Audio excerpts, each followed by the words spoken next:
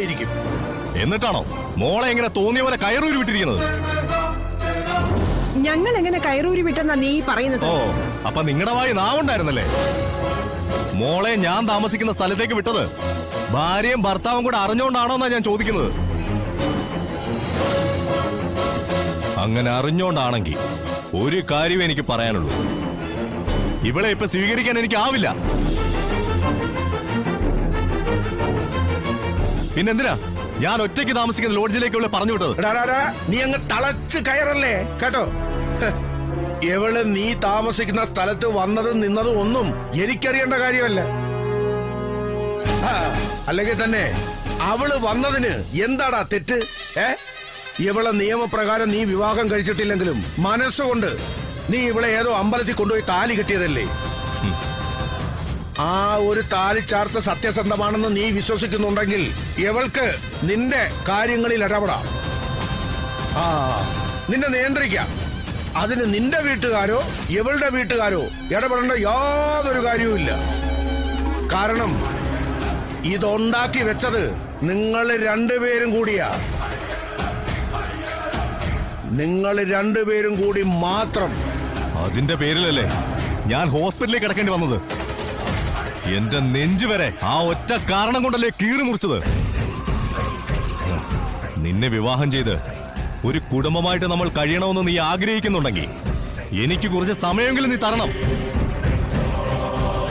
കല്യാണത്തിലേക്ക് അടുക്കാനുള്ളൊരു സാവകാശം. ഇത്രയും നാളായിട്ടും നിനക്കിതുവരെ സാവകാശം കിട്ടിയില്ലടാ. എടാ, ഇത് നിന്റെ തട്ടാമുട്ടിയാ. അക്കരെ പച്ച കണ്ട് ചാടിയ പുൽച്ചാടിയുടെ അവസ്ഥയിലാ നീ ഇപ്പോ. ഏതെടുക്കണമെന്ന് ഇതുവരെ നിനക്ക് ഉറപ്പിക്കാൻ കഴിഞ്ഞിട്ടില്ല. അതല്ലേടാ ശിവ സത്യം?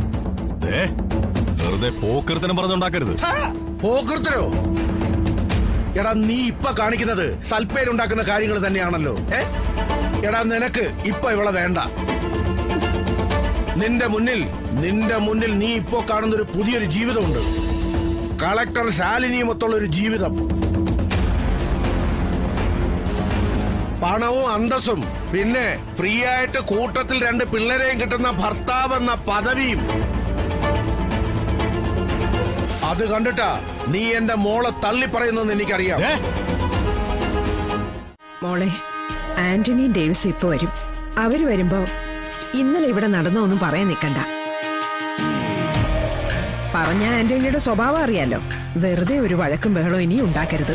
അങ്ങനെ അപ്പനെ ഈ കോലത്തിലാക്കിയിട്ട് അവൻ അങ്ങനെ നല്ല പിള്ള ചമഞ്ഞ് നടക്കണ്ട.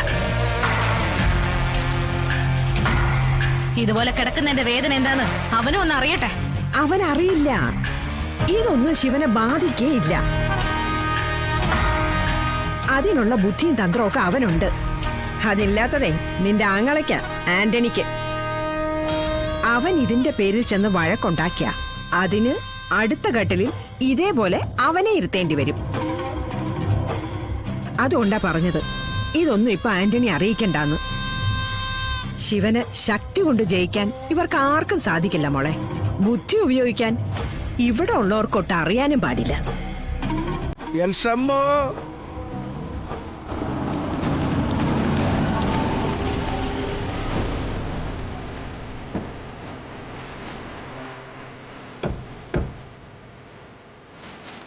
എന്തായാലും ഭംഗിയായി പള്ളിപ്പെരുന്നാൾ അവസാനിച്ചു. പരുമലച്ചൻ രൂപക്കൊണ്ട് കാര്യം ഇപ്രാവശ്യം സ്ട്രോങ് ആയിട്ട് പറഞ്ഞിരിക്കുന്നത്. പള്ളിക്കും പട്ടക്കാർക്കും തിന്നാൻ എന്റെ കൈ കാശില്ലെന്നാ അപ്പന്റെ നിലപാട്. എന്നാലും ഒന്ന് പറഞ്ഞു നോക്കാൻ മാത്രം. വാ.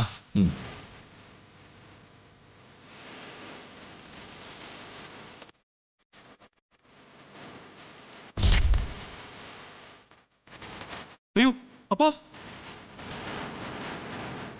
എന്താപ്പാ? ഒന്നുമില്ലടാ, കൈക്ക് ചെറിയൊരു ഉളുക്ക്. അതെങ്ങനെ പറ്റിയെന്ന് ഞാൻ ചോദിച്ചേ. ഞങ്ങൾ പോകുന്നവരൊരു കുഴപ്പമില്ലായിരുന്നല്ലോ. അത് പിന്നെ മോനെ, അപ്പൻ ഇന്നലെ രാത്രി ഒന്ന് വീണതാ. വെറുതെ ഒരാൾ വീഴുവോ? അതൊന്നും അല്ല കാര്യം. ശിവൻ ഇവിടെ വന്നിരുന്നു.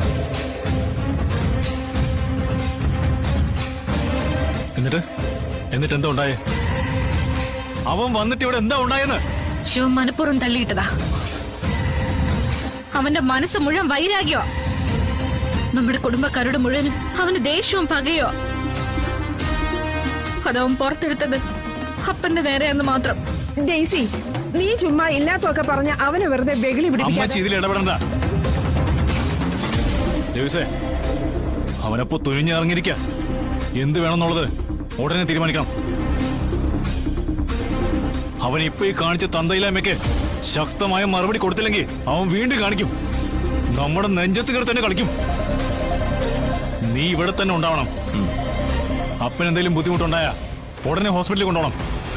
ഞാനേ അവനെ ഒന്ന് കണ്ടേച്ചും വരട്ടെ. ഹോസ്പിറ്റലിൽ കിടക്കാൻ അവനും നമ്മളൊരു അവസരം കൊടുക്കണ്ടേ? മോനെ ആന്റണി, വേണ്ട. അമ്മച്ചി വിട്ടെ. ആന്റണി നിക്ക്. കലിതുള്ളി പെരുമ്പറ കുട്ടി ചെല്ലേണ്ടത് പുലിമടയിലേക്കല്ല. അങ്ങനെ ചെന്ന് കേറിയ ഒതുങ്ങുന്നവനുമല്ല അവൻ. അവനെ വീഴ്ത്താൻ സമയം കിട്ടുമെങ്കിൽ കർത്താവിനെ ചതിച്ച യൂദാസിന്റെ കഥ കേട്ടിട്ടില്ലേ? എന്നിട്ട് അതെടുത്ത് മനസ്സിലിട്ട് താലോലിച്ചിട്ട് അങ്ങോട്ട് പ്രയോഗിക്ക്. എടാ, അവൻ വീഴും. അതിലേ അവൻ വീഴൂ.